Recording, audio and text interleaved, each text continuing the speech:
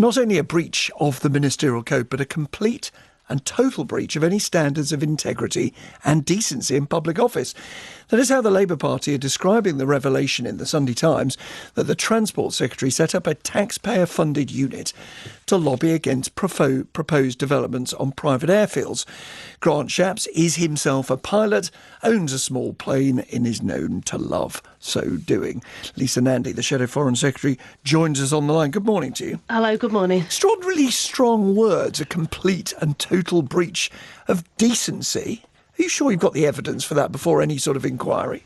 Well, I think we're like most of the public, we're just absolutely fed up with the series of revelations that are coming out about the Conservative Party and the way in which the Prime Minister appears to think that the rules don't apply to him and his friends. It seems that there are a number of members of the Cabinet who think that they can use their privileged position for private gain. There's never been a suggestion that people can't work, can't have income, but we've had a series of revelations over the last few weeks, including, don't forget, the Owen Paterson affair at the very beginning of all of this. And I asked you about a very specific complaint you made, and having enough and being fed up and being cross and not liking Boris Johnson. Well, that comes with the job of wanting to replace him at the next election.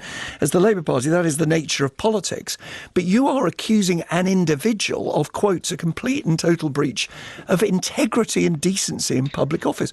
What evidence have you got that Grant Shapps has behaved in that way? Well, look, that's why we've asked for a further investigation. But I think this is incredibly serious, and I don't think that we should downplay it as just somehow us not liking the Conservatives. The allegations that have been made about the Transport Secretary is that he has paved the way for public money to be spent on lobbying that will benefit himself personally and work against many of the interests that the Prime Minister has spent the last couple of weeks at COP26 saying that he is pursuing. I think they're incredibly serious. The Transport Secretary is not allowed to say that what is referred to, I'm told, as the general aviation sector needs to be preserved. It is part of the policy of the Civil Aviation Authority to have and maintain private airfields, and he set up a unit to ensure that they do. He's not involved privately. He's not being paid for this. He's not on the books of any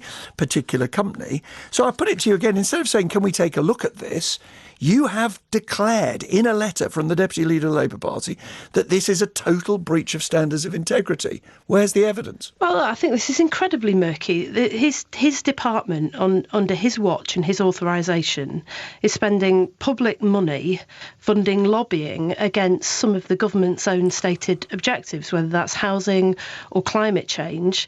And what we know is that because of his own personal and private interests, he has his own stake in making sure that those plans succeed. None of that has been don't you have to be very careful of hyperbole? In the open.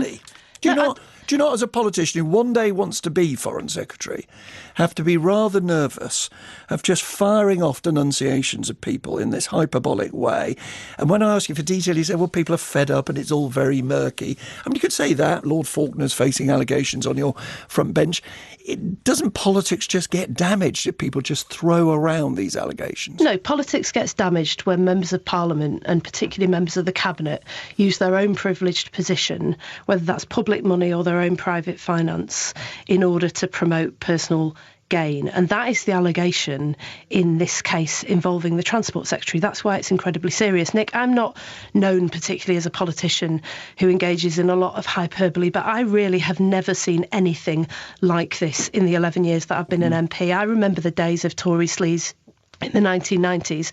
And I tell you, this seems completely different to me, because at the time when we had allegation after allegation of wrongdoing from Conservative MPs, including some at the heart of government, there was a Prime Minister who, whether he was effective at doing so or not, was absolutely determined to root out that corruption and pull it up from the roots. That is completely different to the situation we have now. Understood. Where the rot starts from the top, from the centre, where the Prime Minister this very weekend is under fire himself for not being open and transparent about his own dealings when he was Mayor of London. Open and transparent, you say. Will Keir Starmer therefore publish the list of clients that he worked for earning £100,000 when he was a Member of Parliament? Well, my understanding, having spoken to Keir's office last night, is that the reason that the names and identities of some of the people weren't disclosed was for legal reasons, and that was on advice from the registrar. But the important thing and the difference between